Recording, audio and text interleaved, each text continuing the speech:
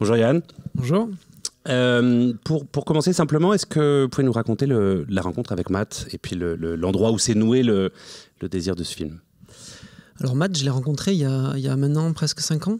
Je traversais les États-Unis en stop avec ma caméra à la recherche de sujets sans forcément avoir d'idées préconçues d'un film ou de personnages.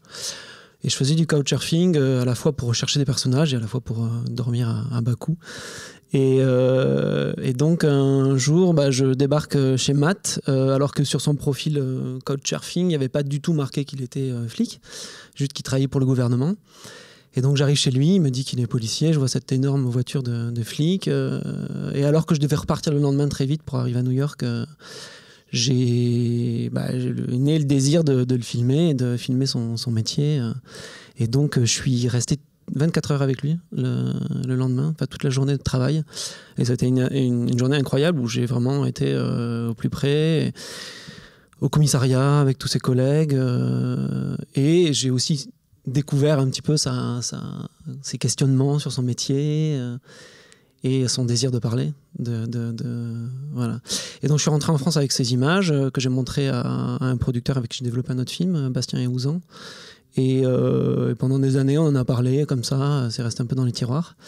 Et un jour, j'ai eu l'occasion de repartir aux États-Unis pour travailler avec une artiste, Cécile Hartman, sur un film qu'elle faisait aux États-Unis, sur un road movie dans les réserves indiennes et sur le pipeline Keystone XL. Et j'en ai profité pour rester. J'ai écrit à Matt et je lui ai demandé est-ce que je peux venir filmer, je peux venir 15 jours chez toi. Il m'a dit pas de problème, viens. Et donc j'ai débarqué chez lui 3 ans après l'avoir vu pour la première fois. Et il m'a accueilli en civil, dans son gros 4x4, avec son flingue posé sur le pare-choc. Et il m'a dit qu'en ce moment, il y avait toute sa famille chez lui et que c'était le chaos. Et il m'a regardé en me disant ça va être bien pour ton film. Donc en 2 secondes, tout était dit. C'est-à-dire que voilà, il acceptait que je sois là pour tout filmer. Donc, voilà. Et alors justement l'idée de faire de la voiture, parce que c'est un peu plus qu'un décor évidemment, c'est presque une sorte à la fois de studio mobile, de confessionnal, d'image aussi, on va y revenir, de ce qu'est le rapport au monde de Matt. Cette idée-là, vous l'aviez justement avant d'initier ce deuxième tournage ou vous avez filmé d'autres choses et finalement c'est le montage qui a décidé qu'on allait rester dans la voiture? De facto, en fait ce que j'avais déjà filmé c'était dans la voiture, donc c'était déjà une déambulation en huis clos. Ensuite, j'allais rester 15 jours, donc en fait, je ne savais pas s'il allait en ressortir un film. Donc ce que j'ai fait, c'est que j'ai filmé le premier jour à l'épaule, en filmant un peu tout. Mais c'était pas très propre, j'ai pas trouvé la place de la caméra. Et c'est que le deuxième jour, j'ai harnaché la caméra au-dessus de moi, côté passager, et que j'ai trouvé le film en me disant, voilà, la place de la caméra, elle est là. J'ai le temps de le regarder. Je le mets en scène en le cadrant, voilà, je le mets en cadre et là tout est apparu. Mais j'ai quand même continué à filmer chez lui, au commissariat, dans ses jours de congé. On est même allé tirer, il m'a appris à tirer. Enfin, en fait, j'ai tissé des fils un peu partout. J'ai tourné plusieurs films, disons. Et au montage, ça a été très clair. En fait, très vite, quand on a montré avec Faustine Cross, la monteuse, une première version au producteur, tout le monde a dit c'est dans la voiture, allons vers quelque chose de radical et qui parle plus. Et au moment où vous avez commencé à tourner, vous aviez l'impression et puis le désir de filmer l'institution avant tout, ou est-ce que vous avez pressenti quand même très vite qu'il y avait un personnage au-delà de ça? Oui, non, un personnage. C'était avant tout l'homme que je voulais filmer. Après, forcément, j'étais poussé par le désir de filmer cet archétype du policier. Mais c'était pas du tout, j'avais pas une volonté de filmer un flic, un policier, c'était pas mon désir en quelque sorte. Mais quand bien même je filme quand même depuis des années des figures masculines qui recherchent leur identité à travers leur virilité. J'ai fait des films sur le rugby beaucoup avant. Et donc c'était pas un hasard si je me tournais vers un policier qui représente l'ordre et qui est détenteur d'une forme de violence, de pouvoir. Mais c'était vraiment... Après, voilà, le film, il est né de la rencontre, tout simplement, de lui parce qu'il désirait être filmé quand même. Hein. Il avait quand même une ouverture vers moi, comme moi j'étais intéressé par lui. Donc le film, il a découlé de cette rencontre avant tout. D'accord. Et néanmoins, quand on filme justement une figure aussi archétypale, comme vous disiez, on la filme aussi à travers tout un tas d'images qui peuvent aider, qui peuvent polluer. Comment est-ce que vous êtes débrouillé avec ces images-là qui pouvaient faire écran aussi? Je me suis pas laissé,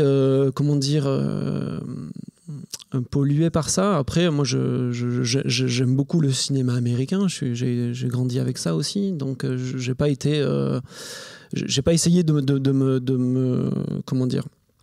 me protéger. Je filmais de façon très naturelle cet homme. Bon, forcément, j'étais très fasciné par tout ce qui se passait et eux en jouaient aussi. Hein, donc forcément, il est américain, il joue, enfin, avec la caméra, il y a quelque chose de tout d'un coup, c'est son moment.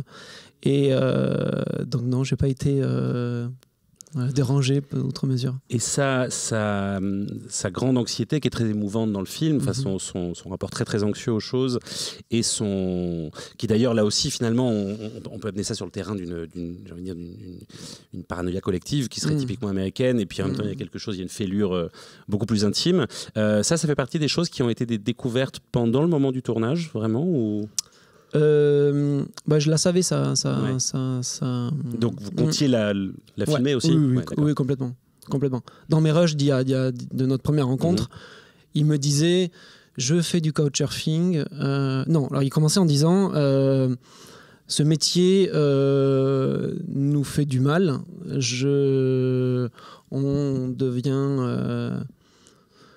On soupçonne tout le monde, toutes les personnes, ça nous coupe du monde. Et lui, il dit, moi j'ai trouvé le couchsurfing et ça m'a sauvé, en fait. Donc il prenait le couchsurfing comme une thérapie, en fait. S'amarrer de nouveau à l'autre, quoi. Il disait, je m'oblige à accueillir des inconnus chez moi pour redécouvrir que l'humanité est bonne. Il m'a dit ça le premier jour. Donc moi, je savais directement qu'il y avait un personnage très fort et qui avait envie de parler de ça. Après, il était... je savais que j'allais arriver là.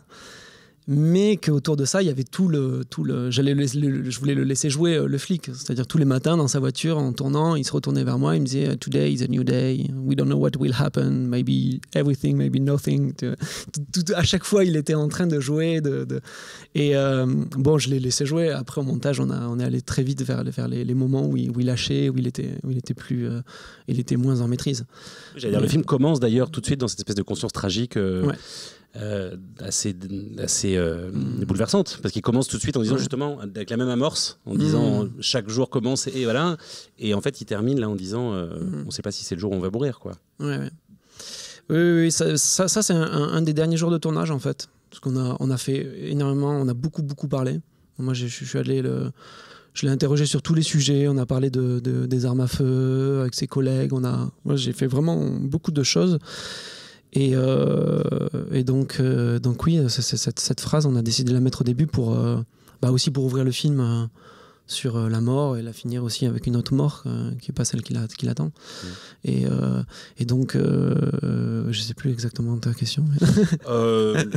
Non, mais c'était ça, oui, c'était le fait de commencer avec ça. Mais il est en maîtrise quand il dit ça, hein, c'est-à-dire que pour lui, c'est une mission, il est vraiment en mission... c'est le sentiment que ça donne, c'est que c'est presque... cette conscience tragique fait partie de sa mission, et puis c'est... Voilà, on peut pas être policier et partir du principe qu'on est là pour défendre la communauté contre le mal si on ne croit pas très fortement à l'idée que le mal est caché derrière.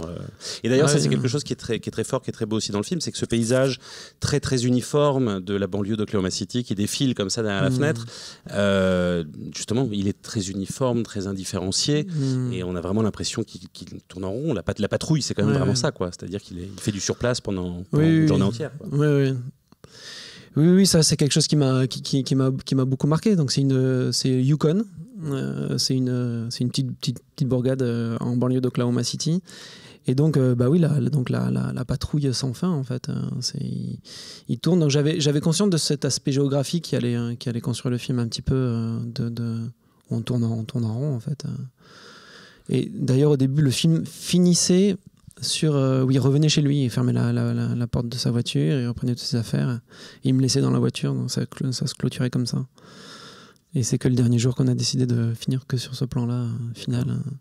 Mais là, en l'occurrence, le décor vous offre aussi parce que le film se termine aussi beaucoup là-dessus, quand même, sur l'idée de cette rivière qui déborde. Ouais. Et vous lui faites remarquer que cette question de la pression qui a besoin d'être relâchée le concerne aussi.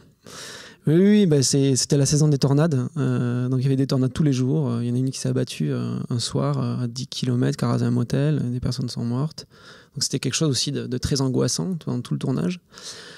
Donc très vite, moi je me suis dit que ça allait être l'aspect atmosphérique allait donner un côté dramatique au film qui allait me servir. Et puis comme il est très cérébral aussi, donc il y avait cette idée qu'on était un peu plané un petit peu dans les nuages avec lui.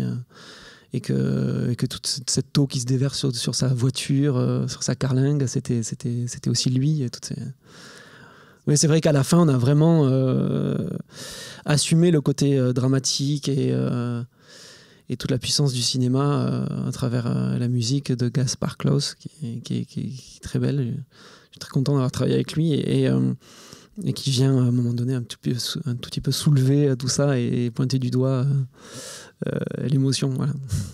Et évidemment, on est complètement fasciné par sa présence à l'écran. En même temps, vous effacez pas tant que ça, finalement, mais c'est aussi c'est quelque chose qui vous est un peu imposé aussi par son activité. C'est-à-dire qu'il y a quand même 1 ou 2 moments dans le film où vous retrouvez partie prenante, d'une manière un peu qui a dû être un peu embarrassante aussi pour vous, peut-être.